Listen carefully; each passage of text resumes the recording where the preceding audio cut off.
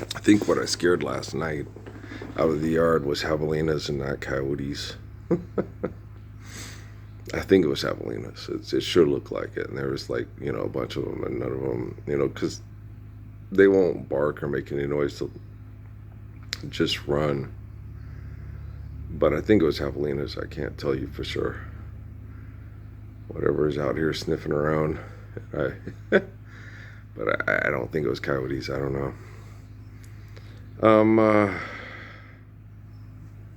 It's just better to be safe than sorry when you're dealing with that, because there was like three or four of them. So I just, and they took off because I thought, if it's coyotes, I want to make sure I scare them out of here, make sure they don't feel comfortable coming around. Well, we don't have a big coyote in here anymore, Zeke. He passed away. The way these people are around here is they torture you psychologically, mentally, and physically and emotionally so much that they try to make you feel guilty because when you clean up the patio and stuff, you don't have a bunch of dog poop in there that you when you get the what's in a weed eater and you cut it and you hit dog poop and stuff. They try to make you feel guilty for feeling relieved that you don't have to hit a bunch of dog poop when you're weed eating in the patio. That's how bad they are. They try to get you to feel guilty. It's like Zeke was old. He was going to pass away anyway, like I tell everybody. I probably could have got a couple more years out of him, for sure, if they had not gave me invitations to the Temple Set Illuminati and started doing right, sooner than later, obviously, but I don't. The thing is people, you can't live in a world like that. No, but the thing is this, okay? The thing is this, you can't live in a woulda, coulda, shoulda world. Okay? It's just wrong, okay? But okay, it is wrong to acquit the guilty and deny justice to the innocent. And the poor plead for mercy, and the rich answer of insults. And the wealthy are fools who perceive their wealth as a high wall of safety. Okay, so given the fact that they have scientific methods, and even the corporations that call themselves religions that still have people on TV, okay, that they fund and make, the John David Rockefeller Foundation funds, and they still make millions of dollars off of genocide operations through promoting mythology instead of real Christian religion. Okay. Given that fact, okay, we should be, this is the 21st century. Okay. We should be understanding science. We should be understanding the manipulation of the Gospels. We should be understanding the validity of the Gospels, because they were being studied, and the people that are the source of the Gospels are still, they're not being studied anymore. They're being manipulated. Okay, I'm not being studied anymore. There's studies going on, but the studies are invalid and irrational. They're those three proverbs, It's wrong to acquit the guilty and deny justice to the innocent. The rich plead for poor plead for mercy, and the rich answer of insults. And the wealthy are fools who perceive their wealth as a high wall of safety. So that's still going on, and that's from a book that the computer can, like Jeffrey Hinton. Well, it's a very important time because it's very, and great literature like Machiavelli. Great literature like Machiavelli. Okay, I've never read Machiavelli. The only Machiavelli I know is from idiots that try to live it. Okay. I'm like, Proverbs kicks Machiavelli in the dick and buries it in the backyard. And then people spray Roundup on Machiavelli. Sen, acting like dogs, Parsons. Does that make you a dog? My mom was cremated, and she's not in a cemetery, and we don't have a place where we go talk to Marianne's, the grass that's provided life by Marianne's dead body. And in some cases, that's not the case, because they'll put formaldehyde in the body. And, it doesn't provide as much for the grass, but it does for, other kind of, parasites and stuff that can live off of things that so people are weird about death, who believe in mythology.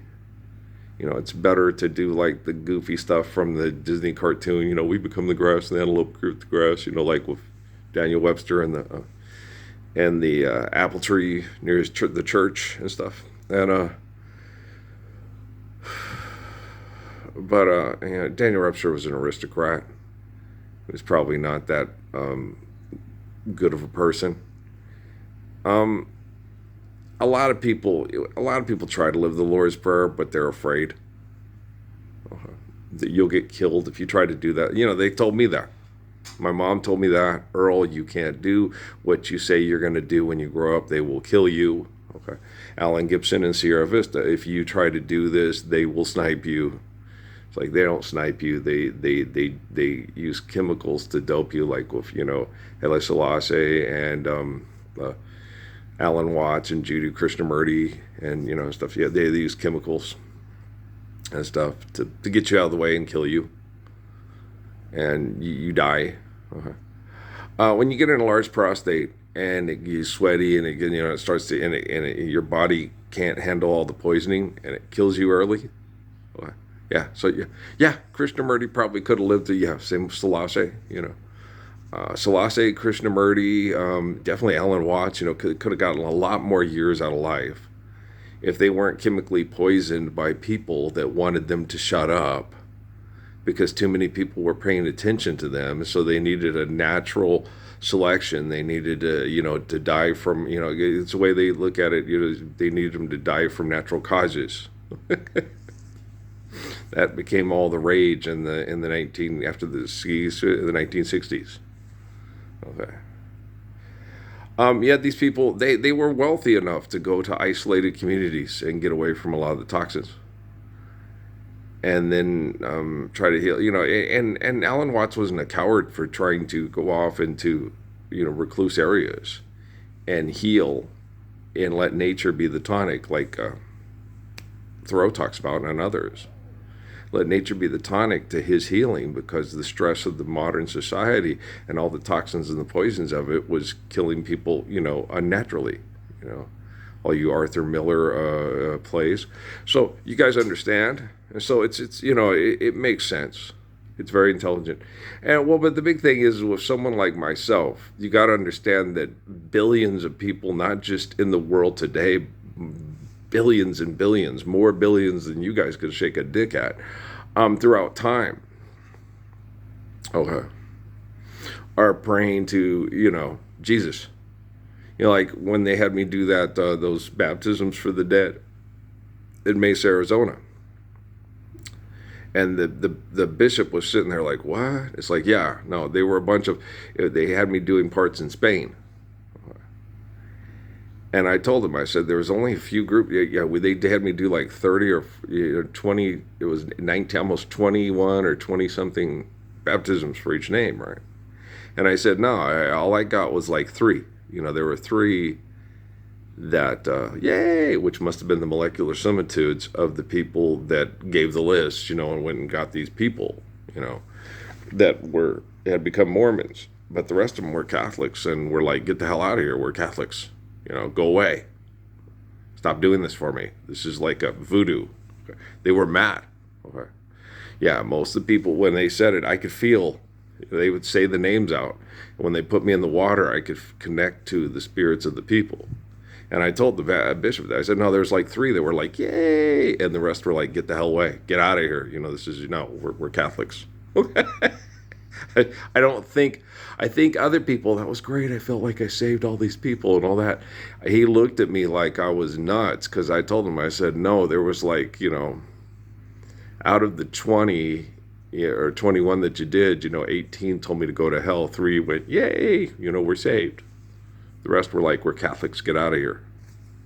And I think that's the first time he's ever been told something like that by somebody, because the way he looked at me, I was like, yeah, that's what I got.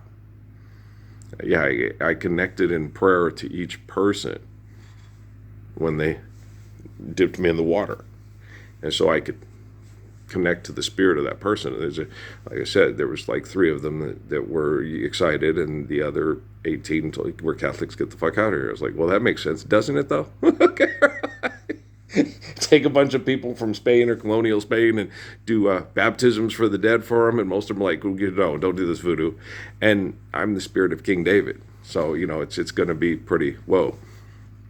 So we'll get back to work on this. We'll work on it more today. We'll talk about the things we need to talk about to get you to understand the scientific community that resist using technology to live better lives through letter thoughts, words, and actions, and how they torture and murder people that try to get them to do so. And they've been doing it since way back when, and they're still doing it. And it's wrong, but you can't be good for other people. You can only be good and hope that they reflect that good. Okay. I love you guys. All right. Peace out, man.